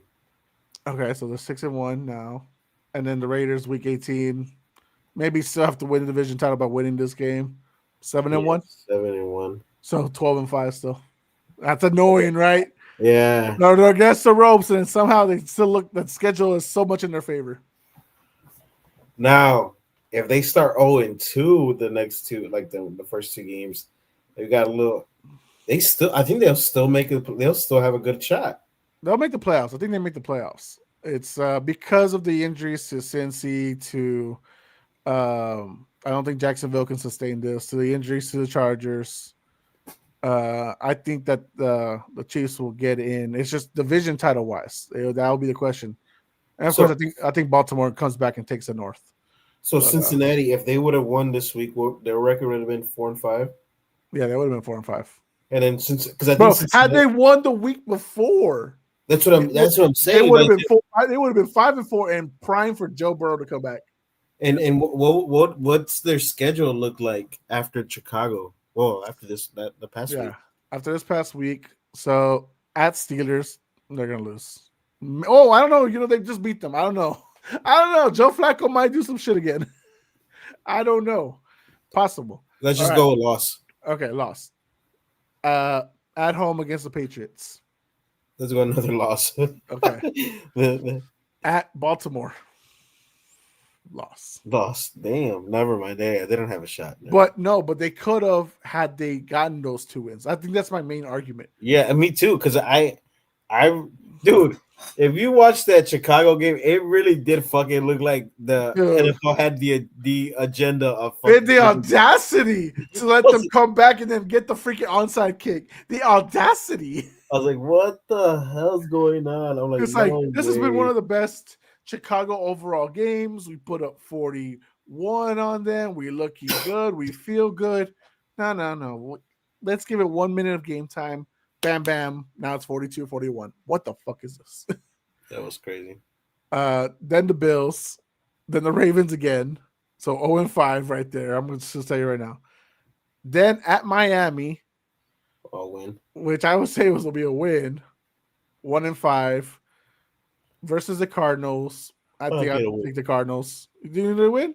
Yeah, I'm saying the Bengals would win. Okay, the Bengals will. I guess we got 2-5. And then one more game against the Browns. I think they'll split. So the Joe Flacco revenge game. So, if they could have gotten these 2 wins, Joe Burrow might have a reason to come back. Might have. But nah. So, yeah, I'm just saying because, then it would have been, those last 2 spots of the wild card would have been, it would have literally probably came down to Cincy and maybe KC. Right now, the playoff picture is all right. So Colts, Patriots, Broncos, Steelers are the top 4 teams, with Buffalo, Chargers, Jaguars looking at the wild card. Chiefs, Houston, and Ravens the Bengals are the teams on the outside looking in. So I think the Ravens steal back the North. Me too. He said it all right. I feel like they come back. The Chiefs will take the Jaguars spot and at least get the playoffs. I don't think the Jaguars sustain this shit. Because, again, why can't Trevor and BTJ get along if BTJ can get along with Mac Jones? And then Travis Hunter's been kind of a bust, in my opinion. As far as, what you traded up for. And then Houston, 3-5. I know they have the tiebreaker against Baltimore, but I don't know what CJ's condition is, and I don't think they're going to go any farther, really. But that's just me. All right, Alex, I did one more thing that I was going to do on here tonight. I have my mid-season award winners. I want to hear your thoughts. If you agree or disagree, totally fine. And you might give me some names that I might not have thought of, or I might have really considered and just decided that, no, I'm going the other way. All right? So, for the inaugural Protective of the Year award, I have Penei Sewell.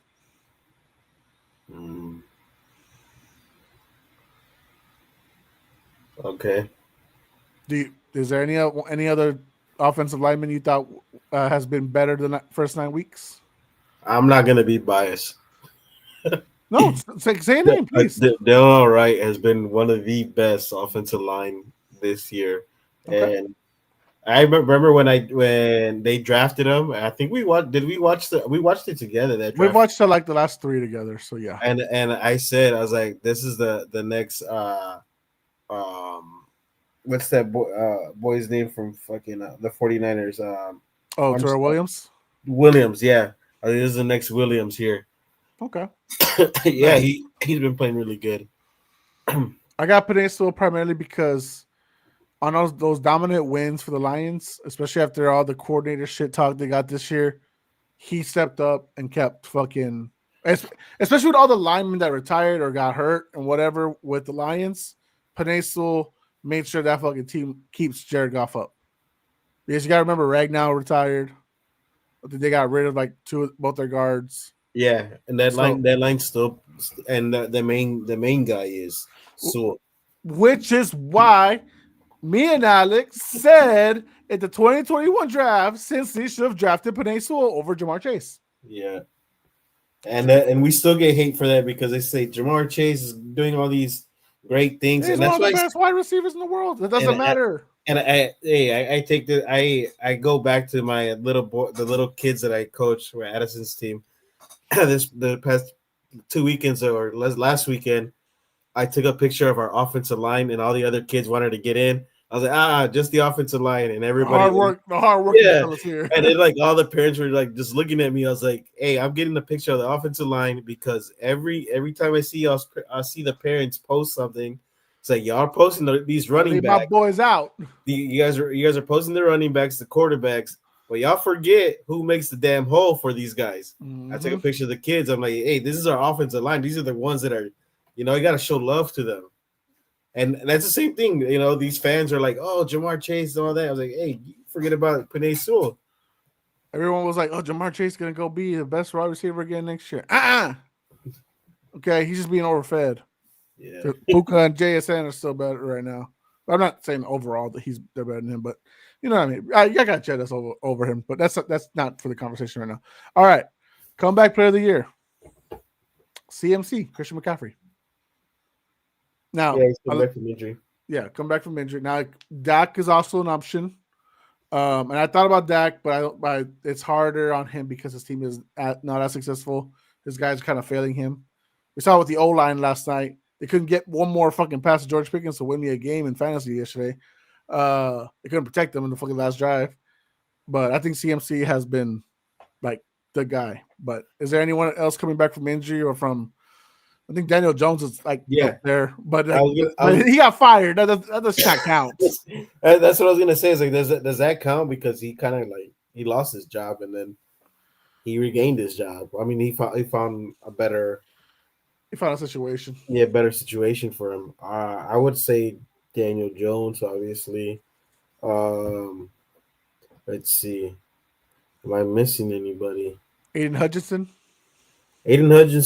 I mean, yeah, he's having again. Luckily, they are keeping stats of hurries now and quarterback hurries. So yeah, he's having a good year. Okay. In that category. Coach of the year, or at least coach of the 9 weeks. Shane Steichen. There's more candidates, but yeah, Shane Steichen for sure because of his record. He has the best record of all candidates, I think. Rabel's up there for sure. Ben Johnson, I think his offense is there, but his record is not as good as the other guys. Well, okay, so here's what I would say. The reason I think the Vrabel and Steichen are higher is because not many people had them where they are right now. And at least people expected Ben Johnson to change the Chicago climate. No, for sure, yeah.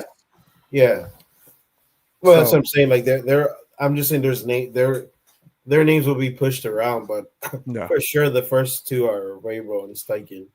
And I put Steichen because I definitely I thought the Patriots would be here right now.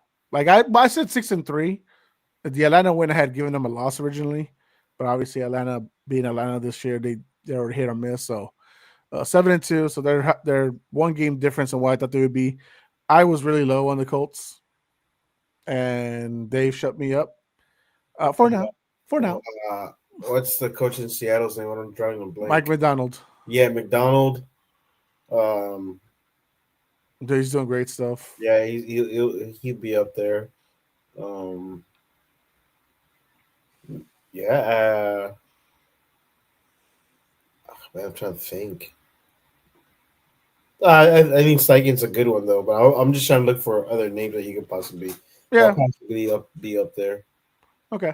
For rookie, defensive rookie of the year, I don't think his numbers are as impactful. I'm gonna give it to Abdul Carter. He doesn't have the numbers as much as like we thought he would be, but his impact on the field does show. But it's a tight race. It was not an easy pick. Obviously, you have a lot of names: Jade Brown, Jahal Campbell, Will Johnson. We saw freaking Walter Nolan show up, and I mean, if it's as close as it was, Walter Nolan fucking just went out there and smacked the shit out of the whole. Um, what was it? The Dallas offense, the lineman, Dak, and all that shit. So it's only the 9 weeks. I've not been as like I don't feel like the defensive rookies have been like far and Lights wide. out. Yeah, like they're tight knit. So Abdul Carter is just like the default because I mean for the Giants, it's the Giants, right? So but like I think it's close. It doesn't he's not gonna win it. Like I don't think he will, but it's like it's anyone's game.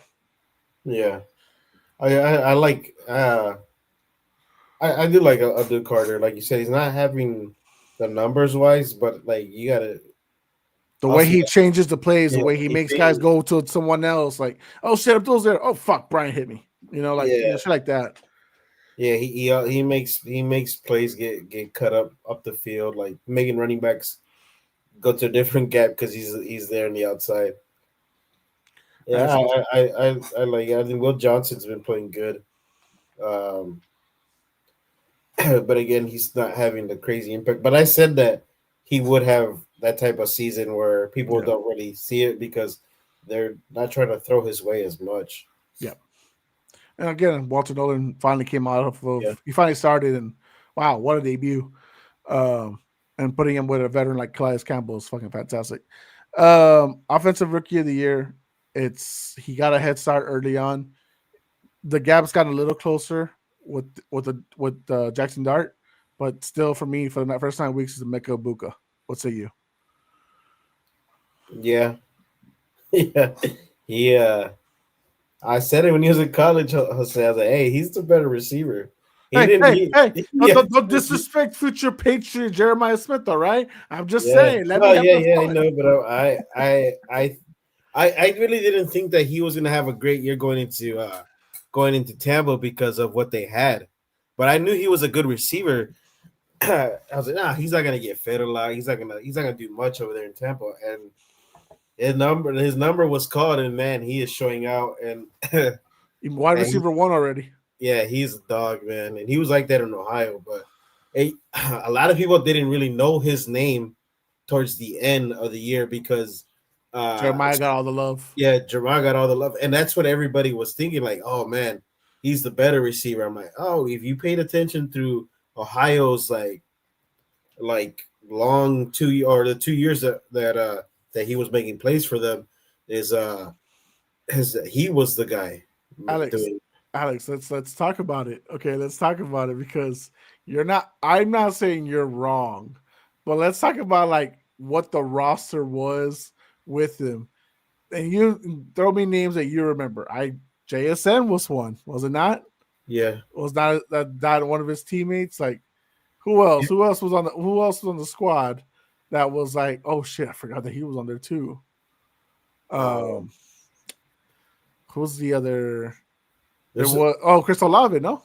a lot. I think Olave was no. I don't think they played together. Olave wasn't a senior when he was a freshman. No, because no, Olave only I think it was a junior whenever he graduated. Whenever I he know got he had Fleming and Williams. Let's see, hold on.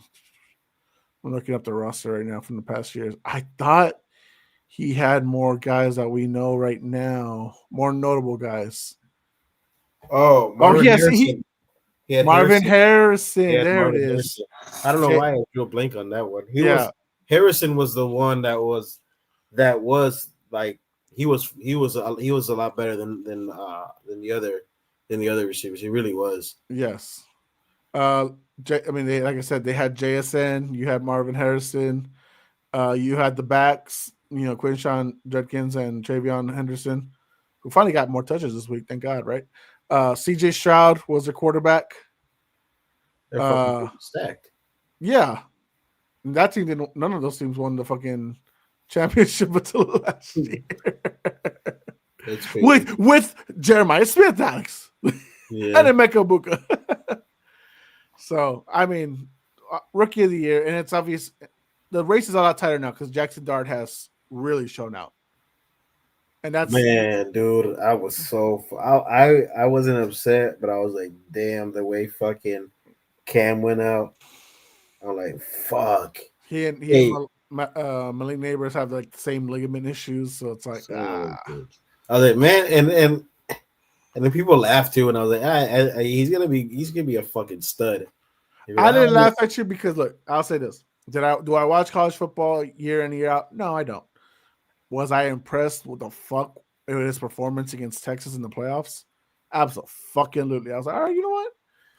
Alex, not sure. Y'all got a point. Maybe I should be keeping an eye on him. Maybe we should pick up some highlights and like, okay. And then a lot of people were like, fourth rounder still, by the way. He's still taking the fourth round, which is crazy. Yeah. And people were like, oh, you only know him because of that Texas game. I'm like, man, you don't know. No. For anyone that wants to ask, Alex had been talking to him about him out loud, at least to us in the group chat, at least halfway into the college season last year. Now, obviously, he probably been talking about it, with his boys and all that stuff. But with us, we had done it for even before the Texas game, or at least his love for him. The same way I can defend Marco about his love for Mahomes after he got drafted, before he even like a year before he even started. So I give that same thing for you. So that same leeway. All right. Defensive player of the year. Do you know Micah Parsons is still the favorite to win it? That is crazy. And that's why I give it to Aiden Hutchinson. There's a lot of good names, by the way, that could get it. I'm not saying that it's just for sure, but I'm saying I think part of it is the circumstances that he is coming back from that nasty leg break, and he is not only getting the sacks, he's also getting the forced fumbles. He is punching at the ball at a very high rate. What's Will Anderson on it? I think he's having a great year. He's having a fantastic year. He's gonna get paid this year, I think. I don't know if CJ is gonna be like they're both from the same year. So as far as odds, let me double check. Defensive player odds right now, we are looking at he's fifth favorite right now. Behind Garrett? Behind Parsons, Garrett, Aiden, and Bonito. Nick Bonito, great year. And then Jared versus 6. Yep. Back-to-back years for Bonito. And he got paid before completing the second year of greatness, but he's been earning that keep. I would say too Garrett, but I don't think they're gonna give it to him because he's won it a couple years already. Plus his team sucks. Yeah. But so I'm saying Aiden for now, but obviously there's so many great names that can definitely that are up there. Honestly, it might come down to Benito and Hutchinson because their teams are pretty good.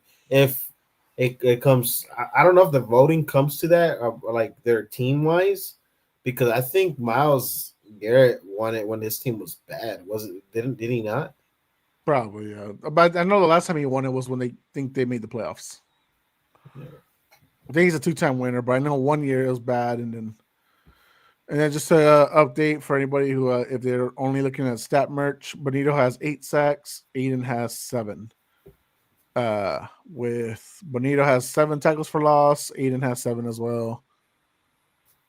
Not, but the difference, like I said, Aiden Hutchinson has 4 forced fumbles. Bonito right now has 0, but that's not all the criteria, right? Like there's certain aspects. I think the forced fumbles, the punch outs is why I got Aiden so high, or at least as of the lead right now.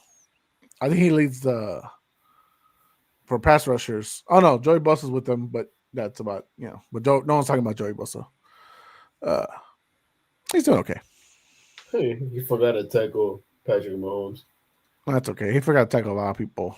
He forgot he's played Patrick Mahomes the most, and he still doesn't know how to tackle him. I get what he was trying. He thought it was a screen. I for sure no. He looked right back because they chip blocked them, but it kind of looked the blocks probably seemed like, oh, this is like they're letting me go. I'm turning around because this is about to be a screen. It wasn't a screen. They just couldn't fucking block him. Yep. Offensive player of the year. It's a 2-man race. I mean, it could be actually it could be 3, but I have one person in a different category. I have JSN right now. To me, it's him and Puka. I think those two guys are doing great shit right now as far as offensive player of the year. I think that's where I have it. And before you cut me off and tell me it should be someone else, no. I have Jonathan Taylor as my MVP for the first 9 weeks. I think what Jonathan Taylor has done is amazing. Revitalized his career after injuries, being held back. You know, Pat McAfee and Colts fans irate with him that he was sitting out, and then got just because he wanted to get paid. But what he's done for the Colts this year, Alex, now that he's got a more less damaging quarterback, right? He's not killing the offense like the way AR was and past Colts quarterbacks were. JT special, man. So yeah, I have him as my MVP and JSN as my offensive player of the year through the first 9 weeks. What do you think? Well, I mean, it's not going to be obviously it's a quarterback award, but I'm going for me. I'm not going by what the NFL is going to do. Well, yeah, because like he is one of the best players on one of the best teams in the NFL. So rightfully so, it's going to be an award given to a player on a good team. So again, I would have thought Baker would have been. He's been struggling a little bit, right? The past couple games. The last 2 weeks has been where he's down. And Jonathan Taylor, just like this past week, was the only real time that he went down. Like as far as he was out to 45 yards. Mm-hmm. But I don't know, man. I think if we're talking about the compilation of 9 weeks, it is Jonathan Taylor, just above Baker, above Drake, above Mahomes. For those who are voting for Mahomes, I'm not. I get Mahomes is not the problem. Hasn't been also the fixer. He's thrown some picks to cost him in some games. The pick 6 against the freaking Jaguars, the pick last week when they were trying to make a comeback. I can't put him for MVP. But JT, Drake May, Baker, those are my top 3 candidates. Yeah. Stafford, I think Stafford has been having a great year. And after everyone was like, "Oh, he's got back problems. He's not even going to play." Yeah, dude, it's crazy. They fucking fooled everybody. I tried to tell people, bro. I tried to tell them. I was like, dude, like I get it, but Stafford, bro. That motherfucker got beat up in Detroit. You think old age and his girl cheating on him with the backup quarterback is going to stop him? I don't think so. That shit's crazy. Why she ever say that shit, bro? Now everyone's going to be looking at her and Jimmy G. Yeah. But any final thoughts, man, before we close out? I mean, I was going to talk about other sports, but I'm glad you were able to hop on and we can get into all this football shit. No, I mean, yeah, our fucking basketball teams are playing good, man, for the fucking first time. Yeah, just beat the 76ers, bro. Yeah, let's go. Hell yeah. Okay, did you think I was acting like Jeff after the first game? And I was like, oh, we're going to win championships. I never said any of that. I just wanted to be fair. Like, oh my God, I can't. You got after me. I was just having fun with Wemby's performance, with the team's performance. He played good. I mean, dude, and then this is what I get. I never fucking I don't bash him whenever he has a terrible. He had a bad game the other day, and I'm not fucking like, dude, you're not. Oh, Cody did that for you. He was like, oh, triple singles for Wemby? I know. I was like, what the fuck? I'm like, bro, you can't have a bad game. You play 82 games. What the fuck? You're not going to be perfect every game. Exactly. I'm like, oh, whatever, man. I like the mentality after they lost, though. Castro came out and said, you know what? We might have gotten a little complacent. I'm glad we got this reality check. Good. That's fine. We're not going to win. We're not going to go 82-0. That's just not possible. So I like that we did get it together. I'm liking Matas, bro. I mean, he gets a little bigger. He's gonna get a little stronger, and he's gonna look good for the Bulls in the future. Vucevic is not Let me. the problem, but he's not the I solution. take back what the fuck I said about Vucevic because Vucevic, since Zach LaVine and DeMar fucking left, that motherfucker has. And I was like, remember when I said you got to trade for him? I thought the Spurs were going to trade for him. He's like, oh, I thought you said he sucked. I was like, no, man, he's actually playing better now. And I felt like I'm glad he fucking stayed because now that motherfucker No, it's fine because he wouldn't. I don't think he would have like thrived as well like with us. I think like how we got a Luke Cornett. Mhm. I know he hasn't played much because he got hurt after like the second or third game. Luke Cornett's been really good as a backup center. Like I'm like good. Like he's efficient. Like he gets the rebounds. He puts it back. Like he's not gonna have the sexy numbers, but okay, Luke Cornett. Okay, mind you, we don't have Fox back. I'm We don't waiting for have that. Olenek. We don't have Olenek to help out on the bench side. We don't have Sohan back. And then Harper just went down for a few weeks. But I'm like, all right, that's fine. This is why we have Fox. This is why we're not going to get rid of him. For all the stupid Spurs fans are like, we got to get rid of Fox because we look at how Harper and Castle are. Bro, they're not great 3-point shooters.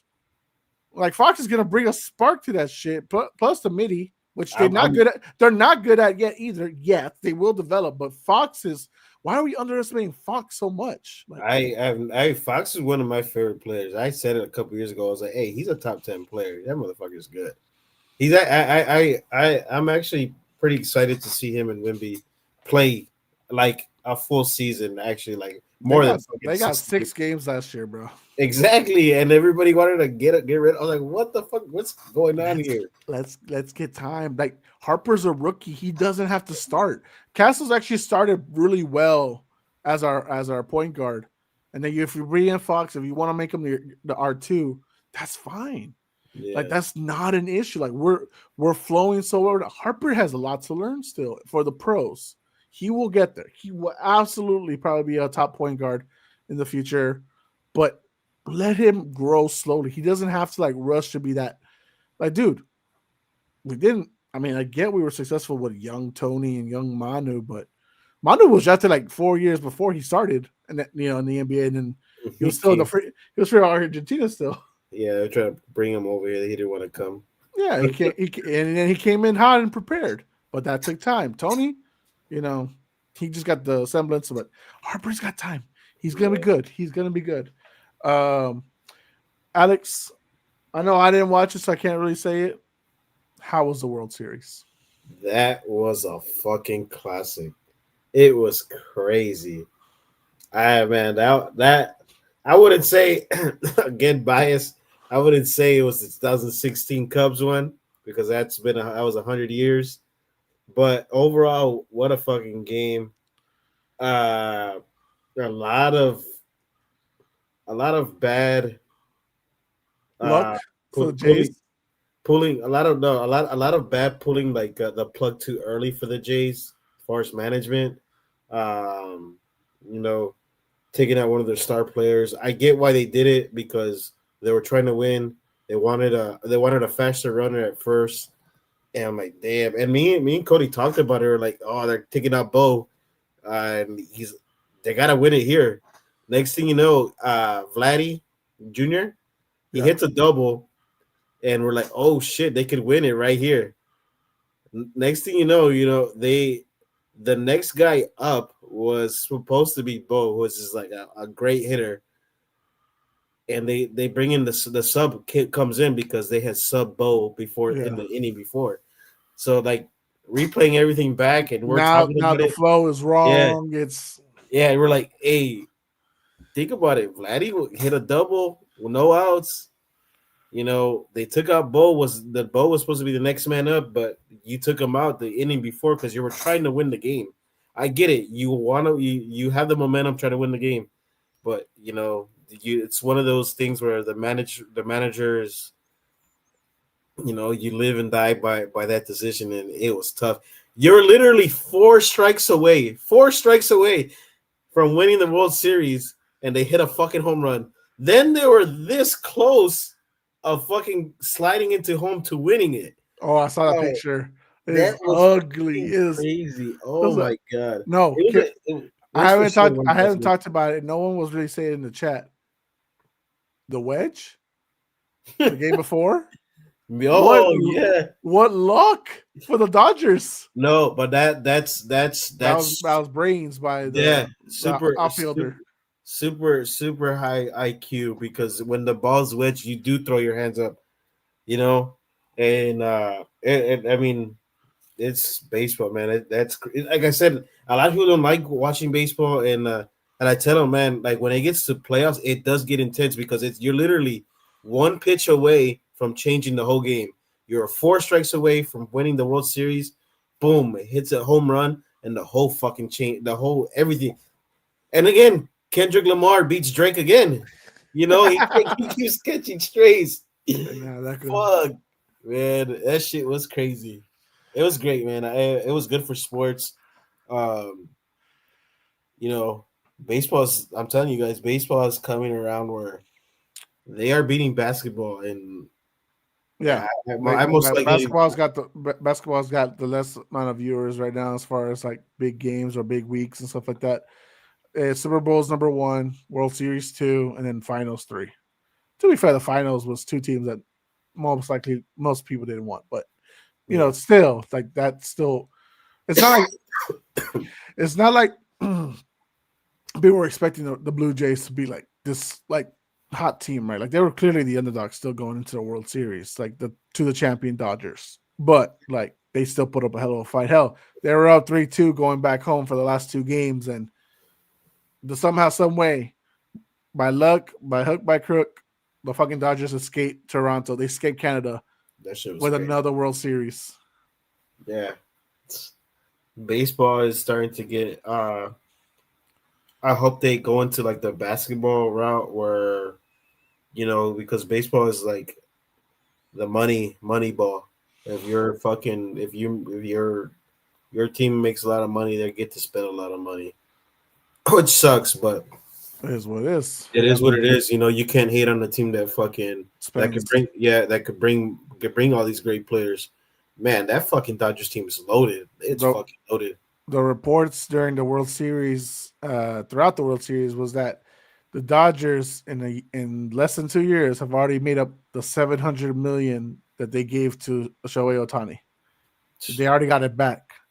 Yeah, from revenue, ticket sales, season tickets, jersey sales, all the merch stuff. They already got it all back.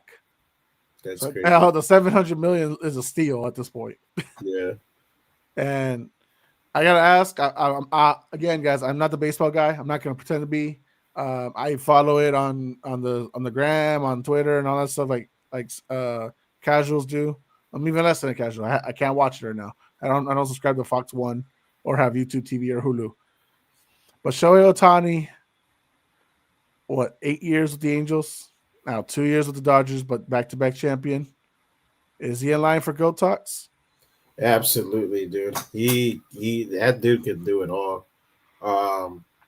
Even whenever he was with the Angels, it just sucked that because everybody wanted to see Ohtani in the postseason. Like everybody was like, what would Ohtani do in the postseason? And he's been playing really good, and yeah, it's the people. I mean, people are saying he is better than Barry Bonds. I mean, nobody. I've never seen Barry Bonds, not Barry Bonds, Babe Ruth. I never seen him play, and but you look at his numbers, and I'm like, damn, Babe Ruth ain't stealing fucking 50 bags. He's probably smoking about 50 packs of cigarettes in the dugout, but Ohtani could run, pitch, bat, probably play first and play the outfield. He's good. Okay, so again, back-to-back champion, $700 million man. Is 10 years in the league so far, right? If I'm not mistaken, 10 years.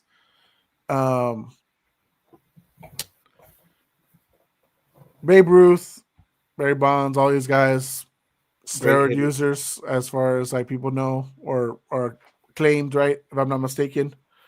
Um, does the fact that Shohei in a clean sport, right? As we see it now, drugs testing and all that, clean sport, or he's clean. Does that should that supersede him over the past, which was heavily, popping the shots, the needles through the arm?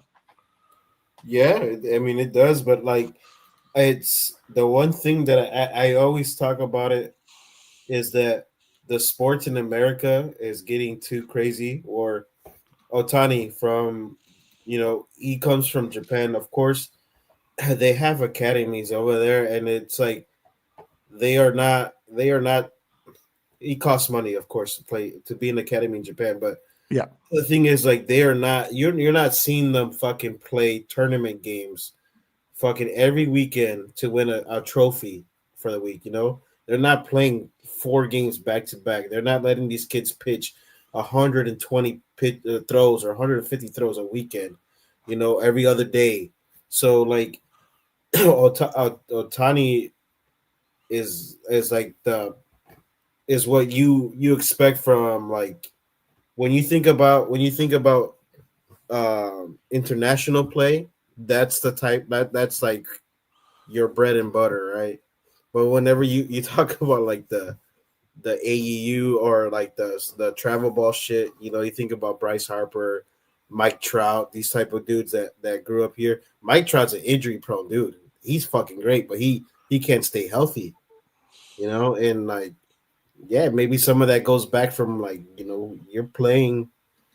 You have kids fucking 5 years old playing travel ball here in the United States. It's crazy. uh, Yoshinobu Yamamoto, also back-to-back champion with the Dodgers. Oh, he let He's his balls drop, bro. he he was the MVP of the World Series.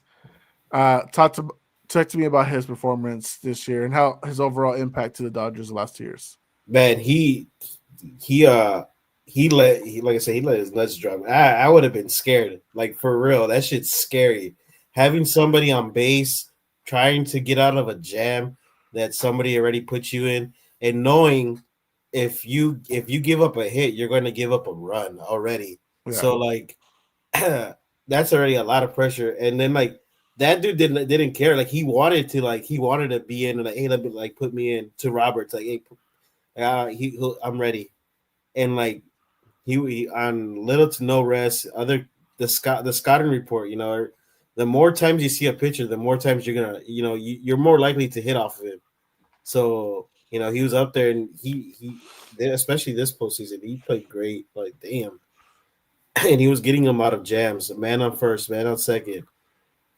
One out, man on first, and getting to double plays, and I'm like, damn, jam after jam, dude. It's crazy. nice. And I believe this man has announced that he is going to retire this year. I'm not sure if that's true or not. Clayton Kershaw just Yeah, got it. Just got his third World Series championship, if I'm not mistaken. him and Matthew Stafford played together in high school. Best Staff, buds, right? Best buds, yeah, right? they're best friends.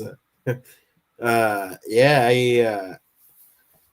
I Kershaw. He's one of the guy that probably really does deserve to win the most. Like, I felt happy for him because I, early in I his I remember as a non guy watching, he got so much shit because he couldn't win the big one for the longest time, and and that's he also during the Astros controversy era.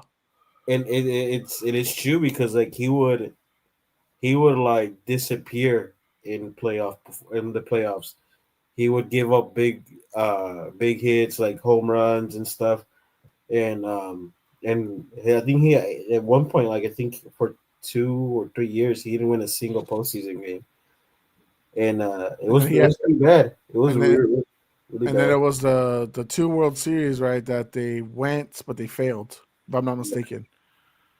So that was big. So now he's a three-time champion, obviously 2020, 2024, 2025 dynasty, as you like, people like to call it. If you're within like uh 5 to 7 years, if you win it 3 times, you're a dynasty. This is 3 and 6 years, so good for them. Is there anyone else we need to shout out right now before we close out? Just to give praise to the champions for the effort they did. Or how about the Challengers? Anything for them? I know they came in second place, but the Blue Jays, Vladimir. I mean, he's a beloved player. That he led the. If I'm not mistaken, he led in a lot of numbers, despite not winning the whole thing. Uh, Clemente had one of the best postseasons. I think he had like 30 or 20 something hits, which is pretty hard to do. I mean, he played good. Guerrero, I like that Blue Jays team started like 10 or I think it was like 10 or 8 games under 500. Or I think like mid-season they were like 8 games under 500. And in baseball, that's actually pretty hard to come back from, and they turned it around. Um, we whenever we did have the baseball pod, we did say like the Blue Jays are the type that they have to win or make some noise in the playoffs because there would be some big clapback because Guerrero just got a big ass contract. yeah. So I mean, yeah, they Hey, I'm happy for that Toronto fan base for sure. baseball. Do the people a favor. Do we need 18 innings? Do we need 11 innings in these World Series to get 6 hours, Alex? 6.5 hours? That's a lot. No, like in the and then like during I like what they do, right? And I Yeah. get why they don't do it in the postseason. Is that like in the regular season you have a ghost runner already on second to start the 10th. But you give at that point you kind of give the home field that like the home opponent all the leverage because the away team has to score as many as runs as you can. Mhm. So like say they don't score any runs, all right. So the home team comes up to bat. All they have to do is just suicide squeeze, bunt, or pop up, and you could tag the runner to third, 1 out. Again, another pop up, 2 outs, but the runner at third tags up and he wins the game. So I even like that's and I get why you don't do that in the postseason because then like you give every fucking you get the upper hand to the home team. Nice, nice. Well, all right, man.